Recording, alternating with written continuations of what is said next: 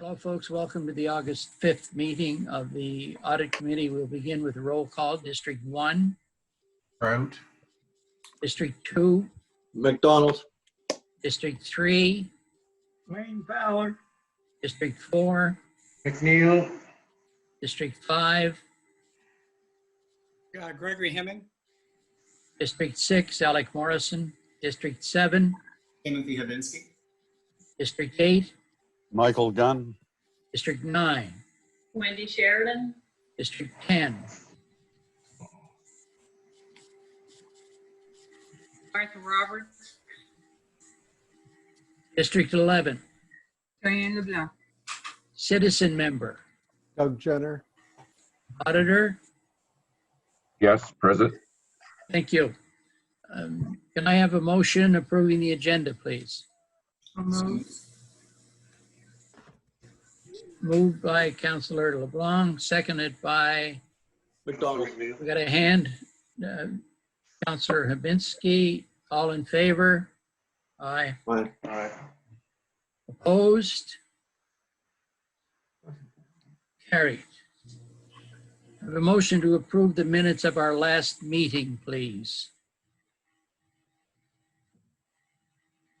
Councillor Sheridan and Councillor Gunn. Is there any discussion on the motion? All in favor signify by saying aye. Aye. Contrary? Motion carried. We will now move to the first item of new business, which is the audit independence letter dated on the 1st of July 2020. And I'd like to have a motion. We receive that for information, please. So moved. Roberts and McDonald.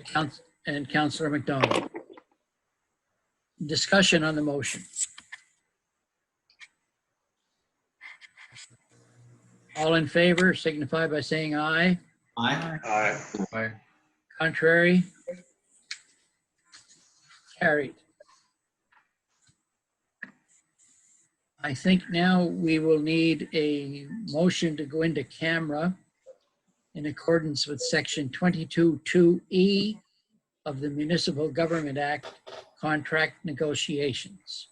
Moved by Councillor Fowler, seconded by Councillor LeBlanc. Any discussion on the motion? All in favor? Aye. Aye. Aye. Opposed? Welcome back to the August 5th meeting of the Audit Committee. We're now under new business. And I would like a motion to the effect that the committee recommends that Municipal Council authorize the CAO to engage Kenton Duffett Chartered Professional Accountants to audit the financial statements of the municipality of the County of Annapolis, which comprise the consolidated statement of financial position as at March 31st, 2020, and the statements of operations, change in net debt and cash flows for the year then ended, and a summary of significant accounting policies and other explanatory information by signing the audit engagement letter dated July 1st, 2020. Moved by Councillor Fowler, seconded by Councillor Hemming. Discussion on the motion.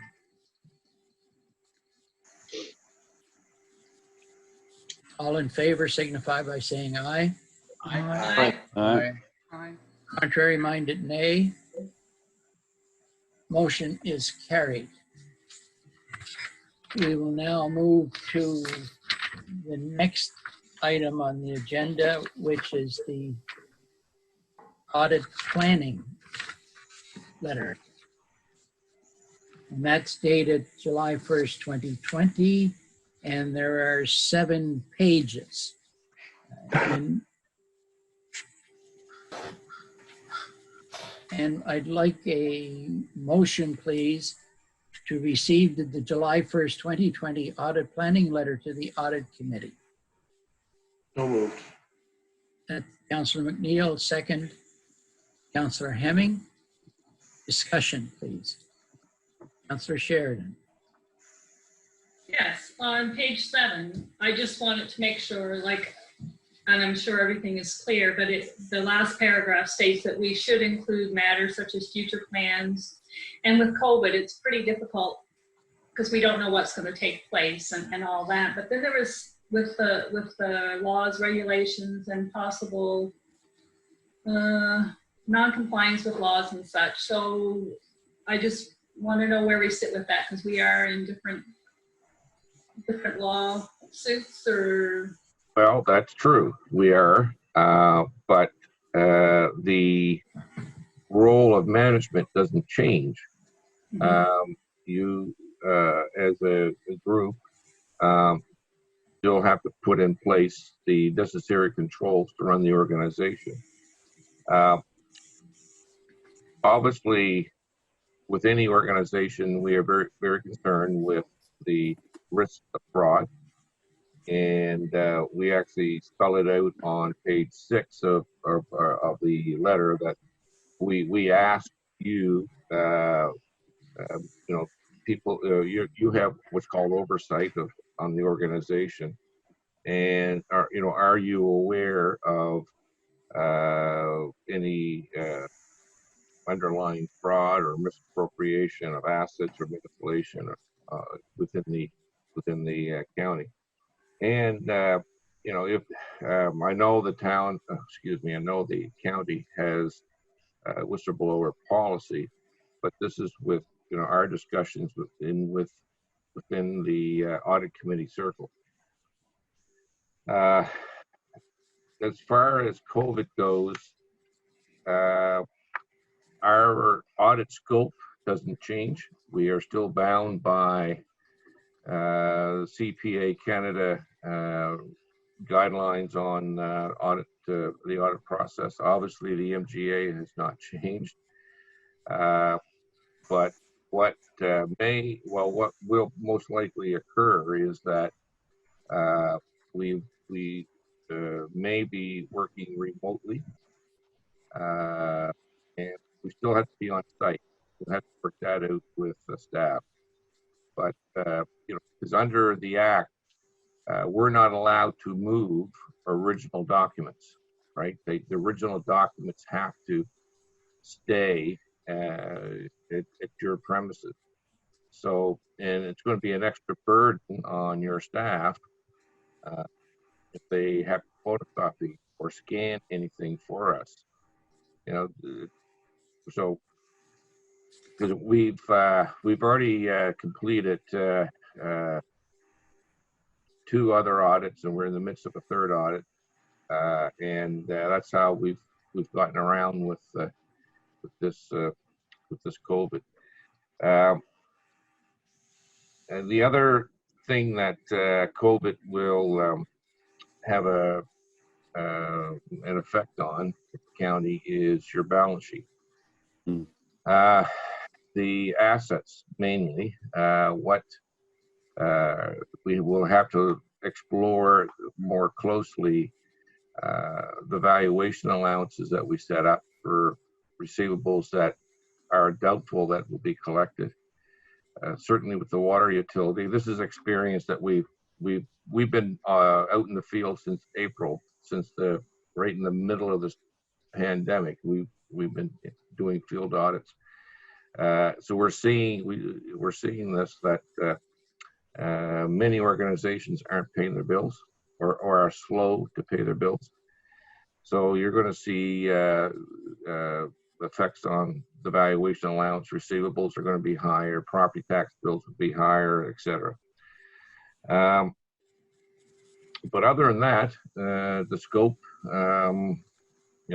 it's a municipality that we're auditing. We know what needs to be done, but those certainly are the highlights.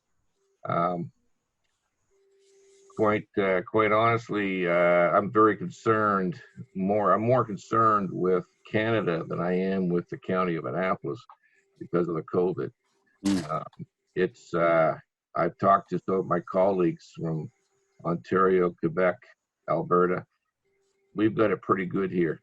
Our government has made they've done a tremendous job and compared to the other parts of Canada. But I'm very concerned about Canada. Thank you. Is that agreeable to you, Councillor Sheridan? Absolutely. Thank you very much, Harold. Okay, thank you. I would like to point out that this letter is to the Audit Committee as the Audit Committee. And if any member of the Audit Committee feels there is a need to meet to discuss any items that might have come to the attention of any member of the Audit Committee, we will do that through the Audit Committee structure. Further discussion of this letter. Councillor Gunn, please. You're muted. Yes, that's right. I am. I say things sometimes and I don't realize I'm not muted. So Harold, this is another thing we went through this letter last year, the same as we are this year. So, and the long and the short of it is you're going to bring to council any discrepancies you find in your audit. Oh, yes. And on top of that, you're going to advise us in the end of any financial matters that the county may have overlooked. The same as pretty much last year. Oh, yes, we're duty bound to do so. Yes. That's Both under, we're the guidelines are certainly with the CPA Canada dealing with municipal organizations. But, we have a law here in Nova Scotia and it's called the Municipal Government Act. And that certainly covers exactly what you're looking for, Councillor Gunn, and that we are duty bound to bring. Now, the question of what we bring to council is there used to be some discretion. We used to hide behind materiality, but what we have, and this is developed over the last 10+ years, is that most councils want to know everything, right? So we've, the discretion of not providing everything, we'll tell you, right? It's, and if council says, well, that's kind of petty, well, we're duty bound to bring it to your attention. Thank you. Thank you, Harold. Just what I wanted to hear. Further discussion? All in favor of the motion signify by saying aye. Aye. Countermine, nay. Motion carried. I'll accept a motion for adjournment, please. So moved. Warden Nowinski, Councillor LeBlanc, all in Did- favor? Was the first audit independence letter voted on? It was? Yes. Okay. Okay, motion's passed, meeting's adjourned. Thanks very much, Harold.